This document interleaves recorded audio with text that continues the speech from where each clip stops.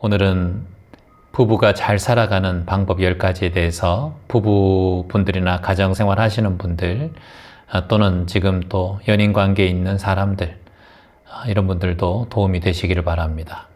부부가 잘 살아가는 첫 번째 방법은 서로 이해하고 존중한다입니다. 살아가면서 가장 이해가 되지 않는 사이가 부부 사이일 수도 있습니다. 또한 가장 이해가 되고 편한 사이가 또 부부 사이일 수도 있습니다. 하지만 어떠한 상황에도 우리가 이해라는 말을 항상 선두에 둬야 합니다. 저 사람이 화낼 때는 왜 화를 낼까? 저 사람이 짜증을 낼 때는 왜 짜증을 낼까? 그것을 먼저 수행자는 생각해야 합니다.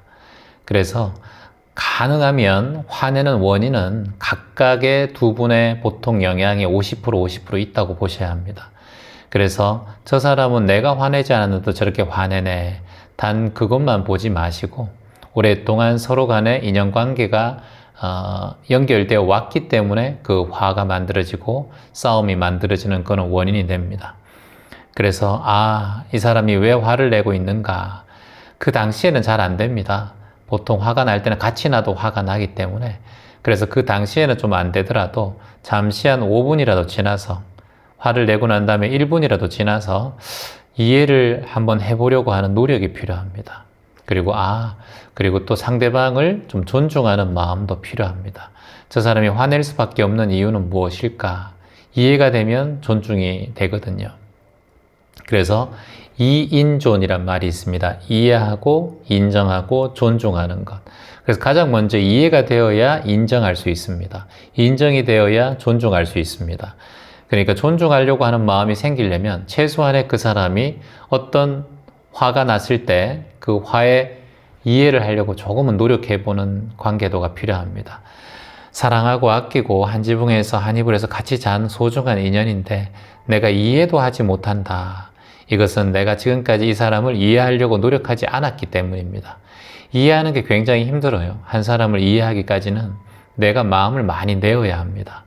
그래서 가능하면 내가 이해가 잘 안 된다 싶으면 내가 지금까지 이해를 내는 방법을 선택을 하지 않았구나. 항상 반감했구나. 이 마음을 조금 알아차리면 이해하는 데 좀 도움이 됩니다. 이 사람이 왜 화를 낼까? 이 사람이 왜 목소리가 올라갈까? 그에 대해서 이해를 한번 해보는 것, 그것을 근본으로 삼으면 좋겠습니다. 자, 부부가 잘 살아가는 방법 두 번째, 소통을 중시해야 합니다. 소통. 이 소통이라는 것은 여러 가지가 있습니다. 세 가지로 나눌 수 있는데 먼저 이 사람과 나의 또는 배우자와 나의 생각을 먼저 소통해야 합니다. 생각. 내 생각은 이러한데 이렇게 먼저 말을 꺼내는 게 좋습니다. 내 생각은 이러한데 당신 생각은 그렇네. 내 생각은 이러한데 당신 생각은 그렇군요. 이렇게 말을 하는 것이 소통의 가장 근본적인 겁니다. 소통은 내 마음을 열고 그 사람이 얘기를 들어줄 자세가 되었을 때 이걸 우리가 소통이라고 합니다. 불통은 내 얘기만 얘기하고 상대방의 얘기를 듣지 않는 것을 불통이라고 합니다. 그래서 소통을 하는 것이 부부관계에서는 참 중요하다. 그래서 소통의 첫 번째는 내가 먼저 마음의 문을 여는 것이 중요하다. 그리고 소통의 중요한 또 두 번째는 내가 먼저 그 사람의 얘기를 먼저 들어보는 것이 중요하다. 그러고 난 다음에 내가 얘기할 때는 얘기 다 했어요. 그러면 내가 지금 한번 얘기해 볼게요. 이렇게 얘기하는 게 좋습니다. 중간에 끊는 것보다 그 문제에 대해서 중간에 끊고 싶으면 얘기가 나올 때 그 문제에 대해서 내가 말해도 될까? 또는 말해도 될까요? 이렇게 얘기하는 것이 좋습니다. 보통 언성이 좀 올라갈 때는 가능하면 존댓말을 쓰는 게 좋습니다. 근데 평상시에 반말을 하다가 언성이 올라갈 때는 더 말이 짧아지는 경우가 많죠. 그래서 가능하면 평상시에도 서로에게 존댓말을 쓰는 그런 습관을 기르면 자식에게도 좋고 자식들도 결혼을 했던 나중에 독립을 했어도 집에 오더라도 부모님이 서로 존댓말을 쓰는 것을 보면 자식들도 그걸 따라서 아내에게 그렇게 하는 경우가 많습니다. 배우자에게.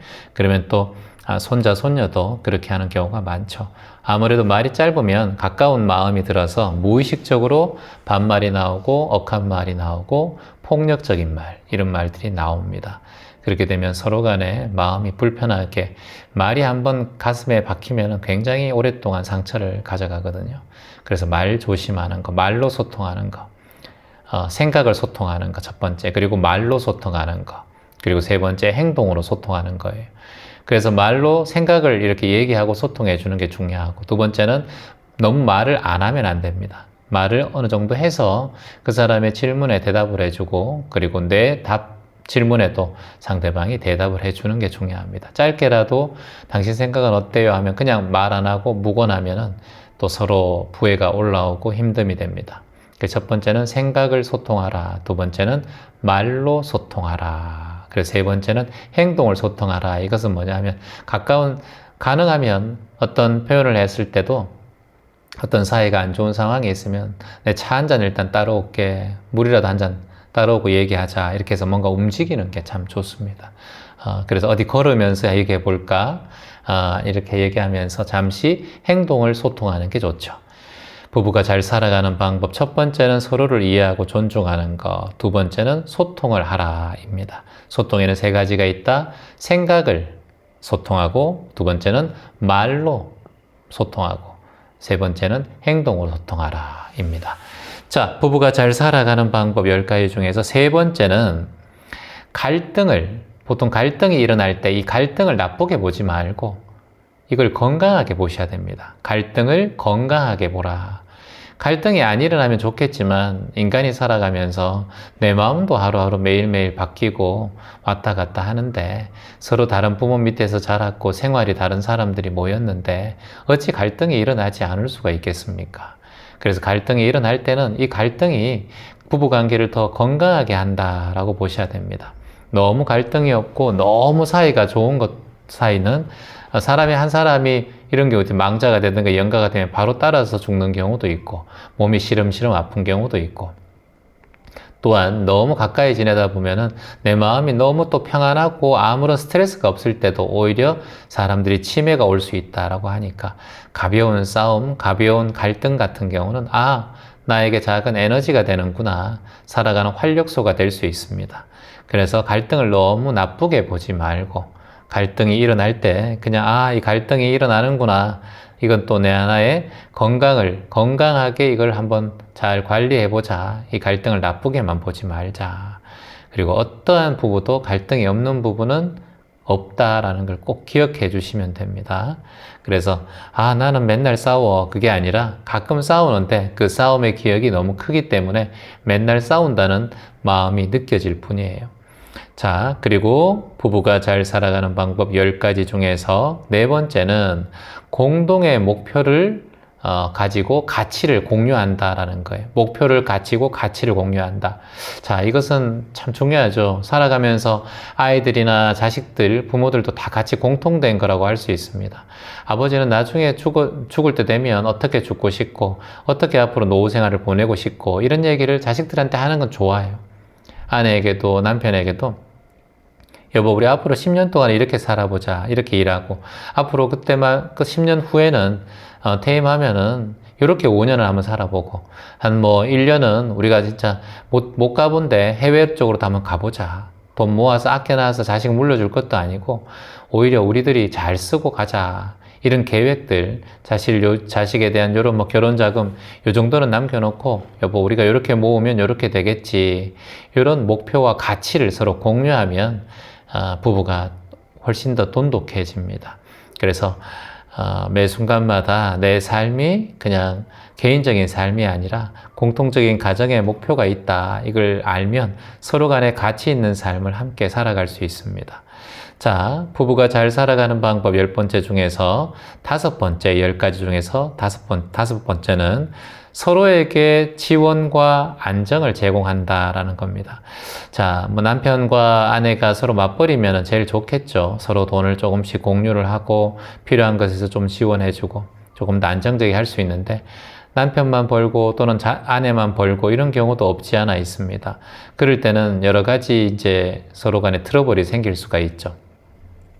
그럴 때는 아내가 가정일만 한다면 가정일 자체도 굉장히 큰 돈으로 따진다면 월급으로 따진다면 많은 월급이 될 수 있기 때문에 또 그렇게 봐주고, 월급 그 자신의 가정일을 하면서 또 본인의 일을 또 하는 부분 같은 경우는 남편분들이 또 아내에 대한 감사한 마음도 가지고, 그리고 또 남편이 가끔씩 또 아내가 힘든 경우는 가정일 청소라든가 설거지라든가 빨래를 널어준다든가 이런 것들만이라도 해주는 것만으로도 아내에게 참 큰 또 도움이 되죠. 가끔씩 화장실 청소, 샤워실 청소를 본격적으로 한번 해본다든가 주말에 그런 것만 봐도 참 도움이 되죠.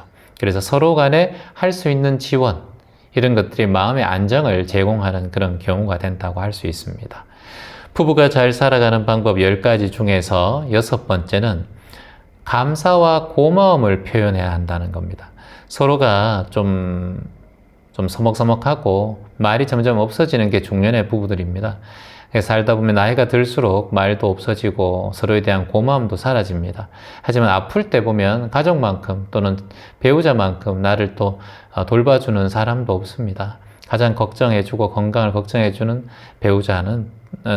가족은 배우자밖에 없죠. 뭐 거의 그렇죠.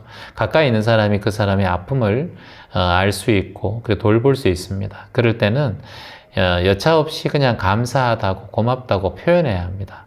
여보, 이거 참 고맙다. 당신 있어서 참 고맙다. 당신 덕분에 그래도 우리 집에 이렇게 아이들 공부시키고 지금까지 잘 살아왔네. 뭐 비 안 새는 집에서 이렇게 그래도 당신 덕분에 참 그래도 살았네. 당신이 내조를 잘해줘가지고 내가 그래도 지금까지 바깥 생활 잘했네. 당신 덕분이지. 당신이 변함없이 열심히 일해서 몸도 힘든데 이렇게 따박따박 월급 보내주고 도와줘서 이렇게 우리 집안이 잘 꾸려가는 거지. 이렇게 말 한마디가 남편에게는 큰 힘이 되고, 그리고 가정에서 내조를 잘해주고 당신 덕분에 아이가 잘 키워줘서 이렇게 내가 그래도 아이들이 빗나가지 않고 큰 사고 없이 이렇게 잘 살아가는 것만 해도 요즘 세상에 얼마나 많은 사고가 있노. 그렇게 말하면서 이런 고마움의 표현, 감사의 표현은 꼭 필요합니다. 그래서 가능하면 밥 한 끼를 차려줘도 남편은 아내에게 참 고맙다라고, 잘 먹을게, 당신 덕분이다, 이런 말을 해주고, 그리고 또 아내는 남편이 잘 드시면 아이고 여보 맛있게 먹어줘서 참 고맙네, 고마워요, 당신 덕분에 또 이렇게 또 차린 보람이 있네, 이렇게 또 말씀해주고, 그래서 감사와 고마움을 서로 표현하는 것, 이거는 꼭 부부간에서 필요하다라고 말씀드리고 싶습니다.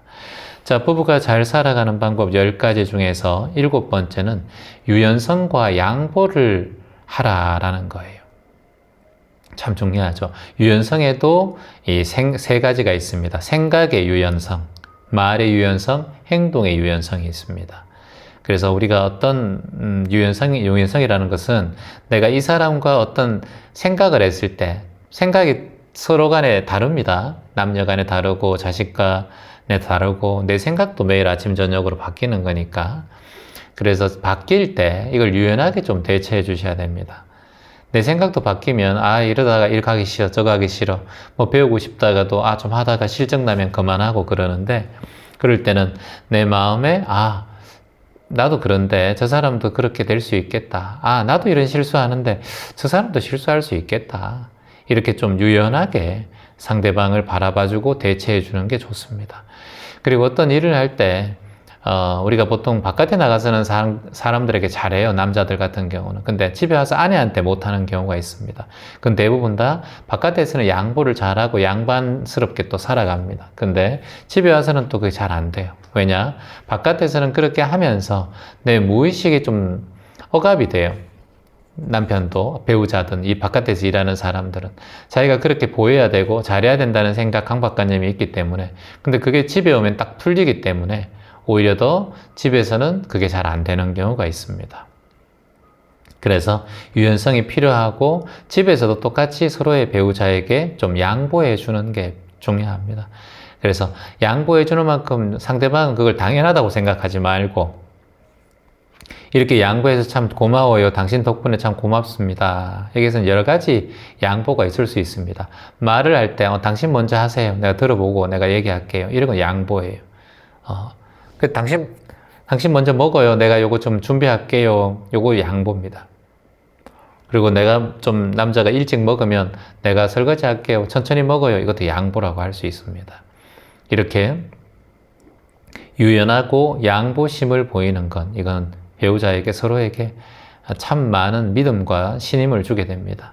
그래서 서로의 신용을 주기 때문에 정말 세상에 그래도 의지하고 믿고 믿을 수 있는 사람은 이 사람밖에 없구나. 내가 지금 뭐 누군가와 지금 이 나이에 자식 낳고 중년이 돼서 어떤 여자를 만나든 어떤 남자를 만나든 잠시는 뭐 짜릿할 수 있겠지.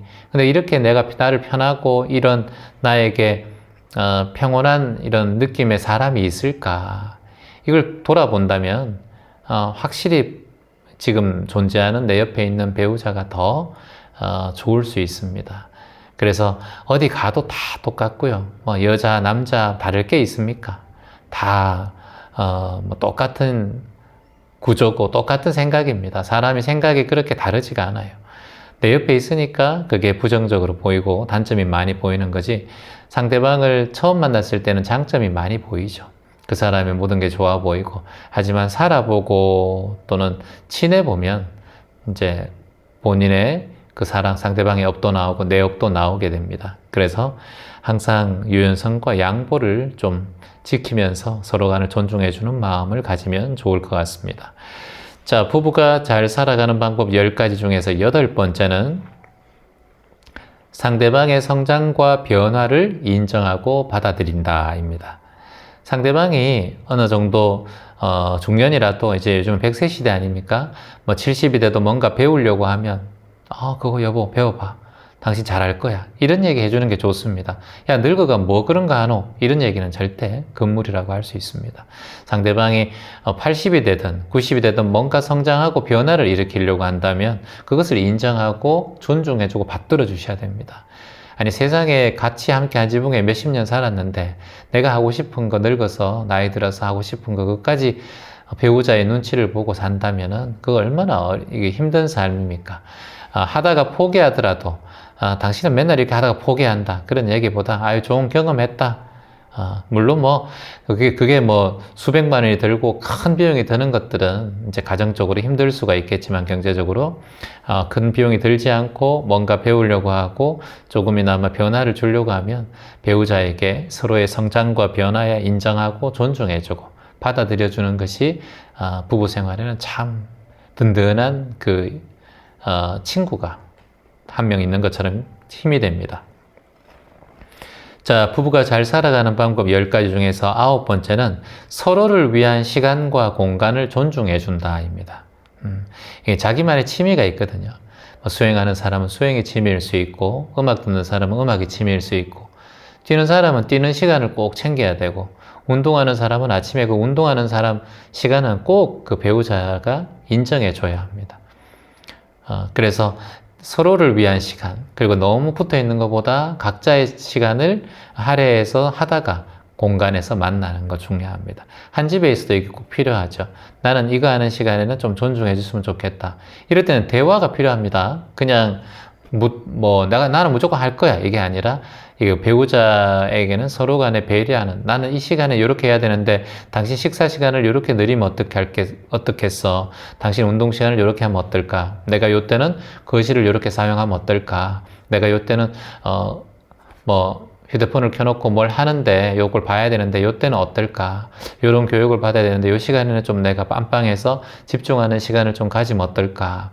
이렇게 해주면 어떤 배우자가 그것을 허락하지 않겠습니까? 그냥 말하지 않고 딱 들어가서 보고 있으면 뭐 하는데? 이렇게 되는 경우가 있거든요.